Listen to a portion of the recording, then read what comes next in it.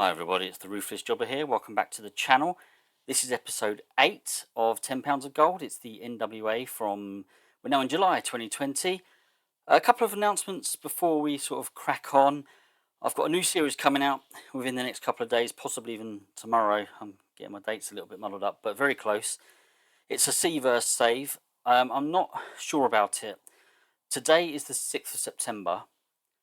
And I'm not sure really whether I'm going to go ahead with it. I've scheduled the videos to be uploaded, but the reason I say this is because I want to do this particular type of save, but I would rather do it with a real world mod. So I'm kind of holding and hanging on for a decent real world mod to come out. So you might see, you might not. But let's crack on with this. We've actually got a pre-show match for a change, because taking the advice from B Shooter 94, a very good friend of mine within the TEW world, and he said with regards to match aims, I can have them on pre-show matches. And of course, I probably already knew that, but it never clicked. So when I'm struggling to do 3 match aims, for example with this roster, I'm struggling to do a high spots match. So put it on the pre-show, doesn't matter if it's rubbish. So kind of why we've got a pre-show match, basically just to cover the high spots match aim. It didn't come out too badly either, actually. Wrestling rating of 40, crowd 29, and the segment overall was 42.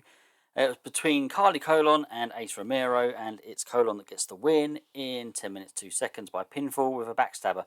So yeah, it's just to get the match aim of high spots in there. Let's get into the show proper. Kick off with Trish Stratus opening the show, and she says that she's heard news from the Professor, and he demands that Jacob Fatu make his debut tonight. He's been causing trouble backstage and in the ring, basically just beating people up. So the Professor's kind of demanding that he's got to put his money where his mouth is now. He's got to go for a proper match. Trish also mentions that Colin Cassidy is in the building. He has been seen. The reason for that is post-show last week, Fatu attacked Cassidy from behind. This opening segment got a rating of 64. Very pleased with that. This storyline gained heat, and Trish worked the crowd well. King Kong Brody. I nearly said King Kong Brody. Brody King defeats Effie in a quick 6 minutes 42 match by submission. We wanted to get Brody on the card. Hardly used him really. Effie, is it Effie's debut? I think it might be Effie's debut. Actually, I think it's Brody's debut, because he's debuted his gimmick. Got rated a poor, which was unfortunate. So no, it doesn't look like it is Effie's debut, is it? I've got to be honest, it's been a couple of weeks since I've recorded this or played this particular save. Taken a couple of weeks break. So what does the gimmick? Okay, so you might receive a bonus when booked to look dominant. But yeah, it got poor. But I think, yeah, hopefully that'll grow. So the match got 45, the crowd were 26, and the segment was 45. Brody King getting the win. Tim Storm comes out and he speaks to David Marquez, and he says, I'll be the one to take on Fatu. I'll be the one to take him on. I'm prepared. I think I can beat him. Let's knock him down a peg or two. But that's a poor rating of 26.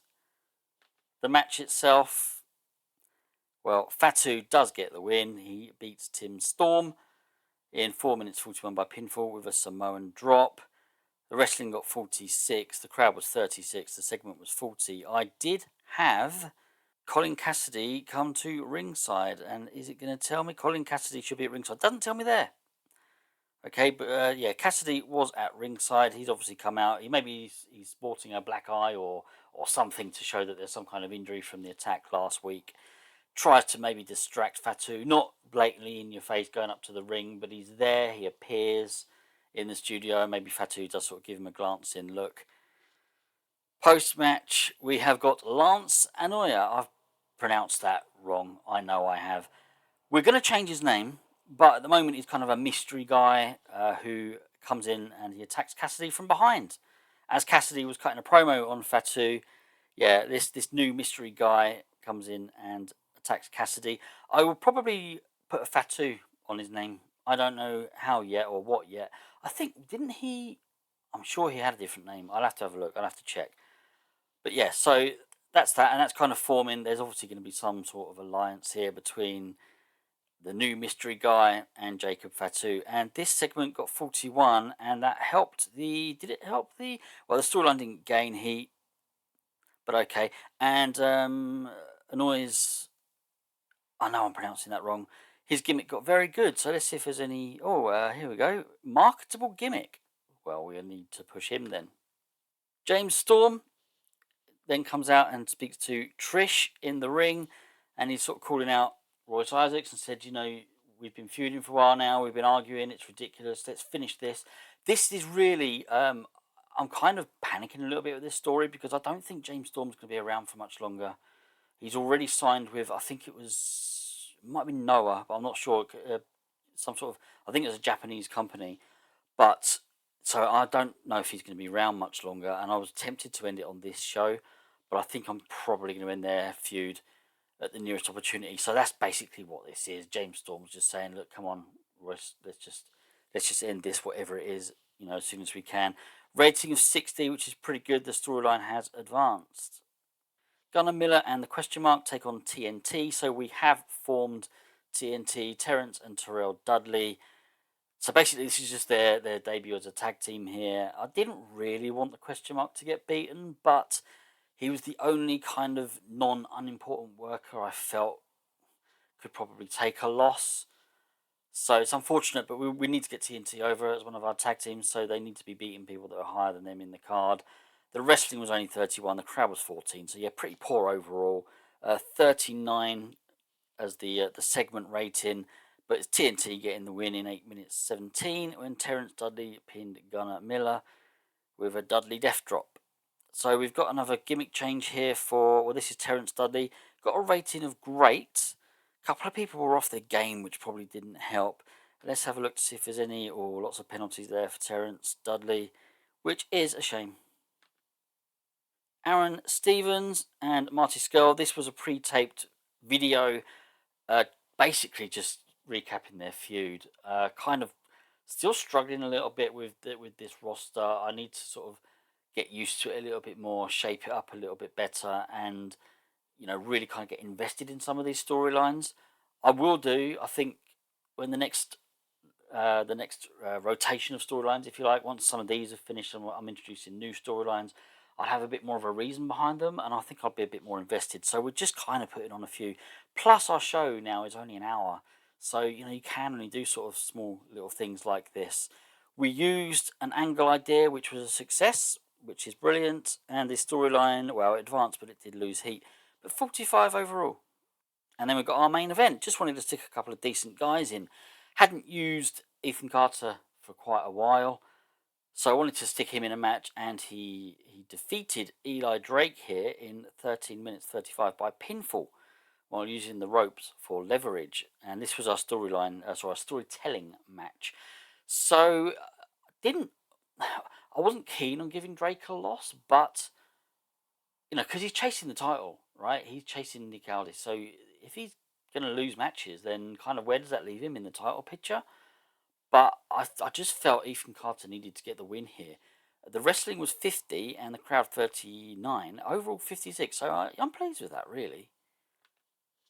Post-match, Nick Aldis comes out, talks to David Marquez and cutting a promo on Drake, really. And he's basically saying, how can you expect to get a title shot when you're performing like this? That's another loss. Really, honestly, how can you expect to take a shot at this gold when you can't perform against people who aren't holding any gold, who aren't the champion? So yeah, kind of wanted to sort of get that in there. Obviously, advance that storyline as well. Unfortunately, this one's lost heat as well. Overall rating of 45 for this angle. What do we get for the show? 55. So yeah, I mean the show's done its job. It's increased our popularity in 18 regions. Don't really have much to complain about. So the financial reports, let's have a look. We have lost money again.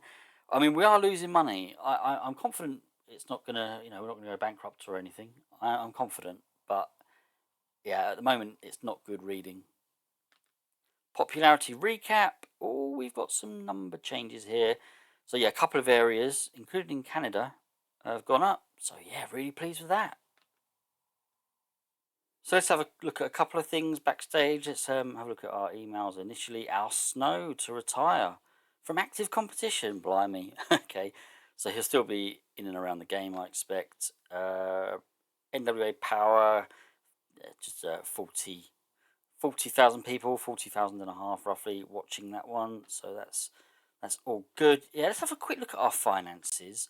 So I'm not panicking just yet. Where's the finance button now? It's moved, isn't it? Okay, there we go. So we're losing. I mean, our wage bill is pretty high. We're not making much on tickets. Sponsors. I mean, that's hopefully that'll start going up. I mean, what's the estimates? 21,000. Yeah, I mean, I'm not panicking. Even if we did go into debt, I think we would climb out of that relatively quickly. Yeah, so it doesn't make great reading yet, but I mean, we're still, we're building. We'll do a little bit more. Okay, let's have a quick look at the roster. I mean, not much is going to have changed, if anything at all. I just hope that Eli Drake hasn't kind of dropped down to a stupid level after losing. No, because I mean, we want to keep him relevant. We want to keep him in that title picture because we need to kind of have the blow off match between him and Aldis. So yeah, that's that. We just having a quick look there. We've got a couple of exclusive written. Aldis is one of them, and Eli Drake's the other. So they're obviously the guys that I don't think I did that. So it's obviously within the mod or real life. They're the guys that the NWA were kind of looking at building the company around. So I guess I should be looking at doing the same. So yeah, let's not have Eli Drake lose too many more matches. That's kind of it from me now. Oh, I want to have a quick look. Lance, I'm going to pronounce it wrong again. Lance Anoye, I don't know how they pronounced it. So did he have any? Where's all this stuff left these days? Where do I alter character details? If he had any alter egos, it would have given me the option to load it, wouldn't it? I've not done this on TEW9 yet. I guess I'm right there though when I say that. So it doesn't really have any other characters. So okay. Alter ego's right, it's blank, so yeah, he doesn't have any. Right, well, we'll create one. Let's do it now. Let's change his name to, how about just Lance Fatu? Lance Fatu. Okay, yeah, that'd do. Lance. Yeah, alright, done. He's got, so Lance and Jacob Fatu. I guess they're a tag team, although I won't put them in as a unit. I guess they're just kind of, they work with each other a little bit, but generally I want Jacob Fatu to be a singles worker. So yeah, let's do that. Let's do that. Okay, I think I'm going to call this episode a day there then. I think they're very short episodes at the moment. Our show's only an hour long. But we do have, in 10 days, we've got our next premiere live event. So in the next episode of Power, probably going to announce most of the matches. I might already have some pre-booked. No, I don't. Right, I'll work on that. I mean, I don't think at this stage we need. I've probably got them written down in my manual notebook. I just haven't put them in the game yet.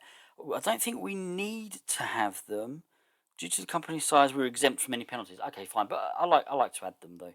But yeah, we'll do that, and then we'll, as I say, in 10 days we've got that. So one more episode of Power. And then we've got By Any Means Necessary. Hope you've enjoyed this one. Please give a like and subscribe and do all that lovely stuff.